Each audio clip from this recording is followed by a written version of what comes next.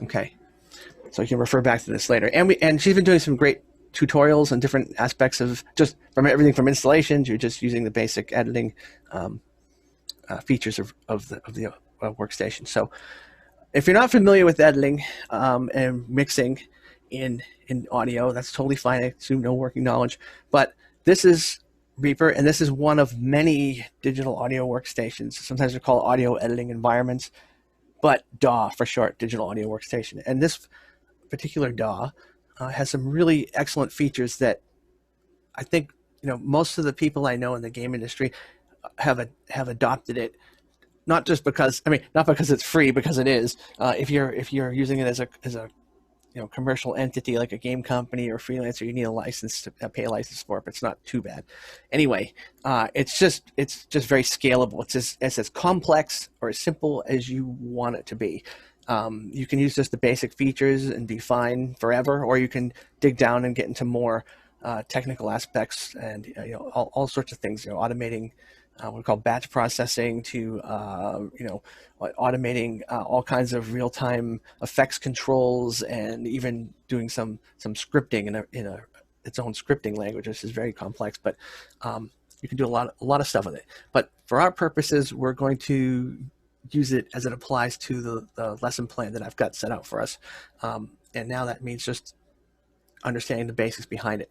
So with any workstation, any audio workstation, you're going to have a time-based environment. I think 99% of the DAWs out there use a time-based environment. So you've got, here is your kind of time window. It's a lot like, if you're using Adobe Premiere, I guess, or something like that, or Adobe Audition. Some of you have used that.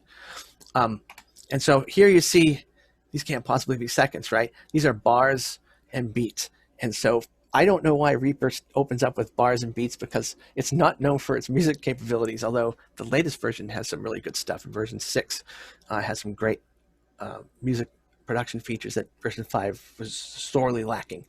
But in any event, this is the method of timekeeping here. And so we don't want to do this for any exercises here, at least for a while.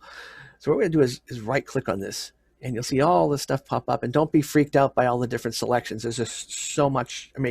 There could be like a year's worth of material just on using Reaper. But somewhere down to the lower middle section, you'll see the time units, and it's on measures and beats. I'm going to switch that to minutes and seconds. All right. You could also right-click and just do seconds if you like. That makes things easier for you. I'm going to do minutes and seconds. And now we see 15 seconds, 30 seconds, 45 seconds. All right, so our time base is now going to be something we can work in just for normal units of time.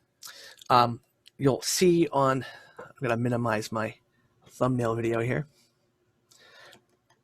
You'll see over on the middle right section, the far right in the center, a little plus and a minus, right? So this is the zoom tool, so you can zoom in and out of your time base. And then on the kind of a little bit further up, you'll see a plus and a minus for the vertical. And when we have tracks, when we have different tracks, you can think of them as channels, but they're tracks of audio. We'll be zooming in and out and moving around, and we're able to work with, if we had 30 tracks, 50 tracks, 100 tracks, you could see them all visually and zoom in and out as you please. Over in the far left, we have a transport. And here we have the stuff you're used to in lots of different apps. Stop, play, pause, record, and then return to the beginning, go to start, and go to the end, return to end. Right. Here is a little looping button, a toggle repeat.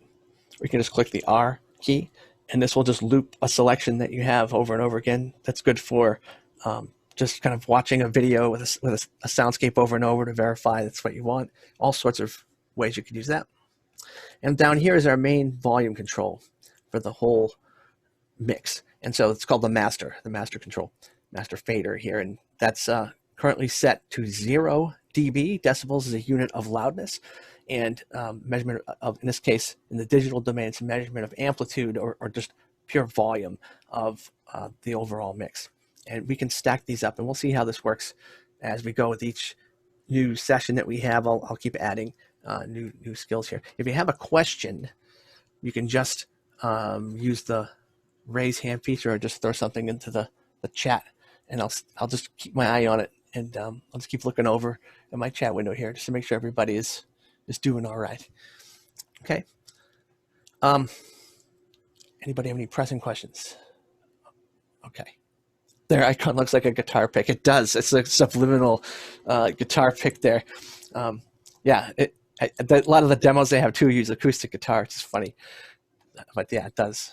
But then you realize, oh, there's a giant sickle like the Grim Reaper in the middle, you know. Okay, so over here. It's classic. All right. So over on the top left, you'll see a bunch of icons here. And I want to say something first, is that the school computers at Faller 222, if you're on campus, or at the Zoo Lab, are using version 5.9, 5.98 to be exact. And it looks like this. But if you have version 6 installed, the latest one, that's fine too. It's just that I don't want you to use both of them, because you won't be able to go backwards. Like if you are doing everything in 5 and suddenly you go to 6 and you're like, oh man, I want to go back, I forgot to submit it. Stuff in version 6 won't work in 5, and it gets kind of unwieldy. If you don't like the theme, like say you don't like the theme and you're in version 6 and you prefer the one I'm using here, I have version 6 installed. And version 6 is going to look like this. So your environment is going to probably look like this. If you decide to do version 5, it's fine. The features that we're going to be using are identical for both, or like 99.9% identical. If they're not, I'll point it out to you. But I'm using the default theme just in case. It's really an aesthetic thing. It's not too much in the way. There's maybe like one feature that I have to reveal that's in version 5 that you don't see in the version 6 interface. So everything should be pretty good. Anyway, there's some icons here, which is your toolbar. And again, this may look a little bit different on yours, but the icons should be still the same, just positioned maybe a little bit different. If you want a new project, you can click on this. The usual stuff: open, save a project, your settings, undo a move, or an edit, or redo.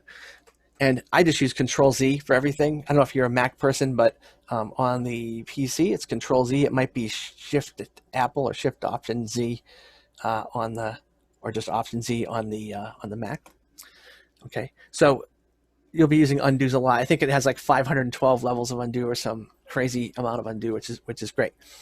Over here, you have a metronome. We're not going to be using at the moment. Okay, and there's some weird looking icons down here we don't have to worry about just yet, but I'll just rattle them off. Something called an auto crossfade, we don't have to worry about. I'll talk about that later. Item grouping, I'll talk about later. Ripple editing, I'll talk about much later. Ripple editing, I mean. Envelope points moving with media items, once again, I'll talk about it later. Grid lines, you probably want grid lines, so it'll kind of black out like that if you don't have them, and it's gray when it's lit. And you want grid lines, I think. The most important thing I want you to do right now, in addition to the time base, is shut this off. This is snap enabled. This is great for, again, bars and beats if you want to snap to the grid kind of thing. There's some kind of complex ways we can use the snap tool. There's a whole menu item of ways so you can use it, but we're going to disable it for now so we have a free roaming, free floating kind of editing capabilities. And then there's another button here called locking. So if you want to track, you don't want it to move, or a sound clip rather, an event, you can just lock it and it'll be immovable. I usually don't use it because you forget what's locked and what isn't, and then you're wondering why something's not working, and you have to go, oh yeah, right, it's locked, when you have a large project. So we'll just ignore that for now. So shut off your snap. It should be blacked out like that. Time base, minutes and seconds. And I'm going to go ahead and import our first clip. If you go to this will be a little tricky if you're on a laptop, because you have to have like you have to go back and forth a little bit. But if you have Canvas open, please go ahead and download the materials for exercise 1. It's just the instructions and a sound clip. It's a music clip actually, which happens to be a WAV file. If you don't feel like reading along in the instructions, I'm going to go ahead and read it for you, okay? Just so you can get through the exercise, and it'll all be good. So let me grab my notes here. Okay, so you'll go on Canvas, and under Assignments, In-Class Exercises, Exercise 1, it's called Don't Fear the Reaper. And you'll see ex1 materials.zip, and you can go ahead and download that and put that anywhere you like. I usually, have a dedicated folder on my, my laptop or my Dropbox. If you'd rather have it on an external drive, that's fine too. Okay. And can we download Reaper 6.13? Absolutely. Yeah. The incremental changes in 6 usually don't amount to major changes, so 6.13 is absolutely fine. You'll find that they like every week they're making a new update, which is awesome. They really keep up with it, and that's an extremely robust workstation. Very rarely do I ever have crashing on Macs or PCs. So yeah, this should be fine. Okay, anybody not find the example, you can send it right in the chat window. We're having trouble. Okay, I'm just going to go ahead and press on. So we have some menu selections up here where my mouse is. We have File, Edit, View, the usual stuff. Insert is what we're going to use. And I'll go through a whole bunch of the stuff in here as we go along. There's just so much stuff. I mean, I don't want to burden you with too many details, so I'm trying to encapsulate, kind of compartmentalize all that stuff, and only give you the kind of laser focus of what we need today. So right now, I'm going to go ahead and click on Insert. And the very first item is media file. You could also hit the insert key on your keyboard. So I'm going to say insert media file. Well, what am I going to insert? And I had downloaded exercise 1, Don't Fear the Reaper, the materials. And it should look like this. Okay. And it's Bastion Rough Cut. And I inserted it, a single file. Okay. Now, one thing I should point out is that Reaper is very smart when you import files. It knows if you're creating a new track here, like this just did, it knows whether to make the track 1 channel mono or 2 channels in stereo. It'll even, if you have a surround file which has 5 different channels on it, it'll see 5 channels inside the track. But for our purposes in this class, we're just using mono and stereo. Okay, so there it is. And I'll even name it for you, the name of the file right there, Bastion Rough Cut. You can rename it to anything you like. In fact, if you double click on this, you can just call it whatever you like. We'll say, acoustic music or something like that. So this is like what they call your scribble strip on a real mixing console. You have a little place to write what actually is flowing through the track here. And the track this audio just represents the measurement of loudness. So you can't get a lot of information from this as it stands other than volume. You're seeing it's kind of low volume here, and then it increases in volume later down the timeline. All right. There's some buttons here I can show you about. I can show you mute and solo. If I had a whole bunch of tracks and I wanted to single out just this one, I'd click on S for solo. This will just allow only this to play.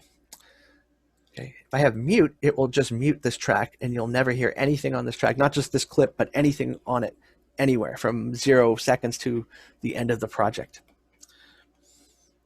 Over here, you'll see a very hard to see pan control. So this will move the stereo image left, hard left speaker or hard right speaker. I tend not to mess with this because you can barely see it, and there's another way we can use pan, which I'm going to show you in another exercise. So you can double click on it. A lot of things you can double click on, knobs or faders, and it will bring them back to the normal state, which is at 0, which is kind of we're not decreasing or increasing its base volume. And down here, you'll notice there's a master fader, yes, but to the right of it, a new fader has opened up, and it's the representation of this track right here.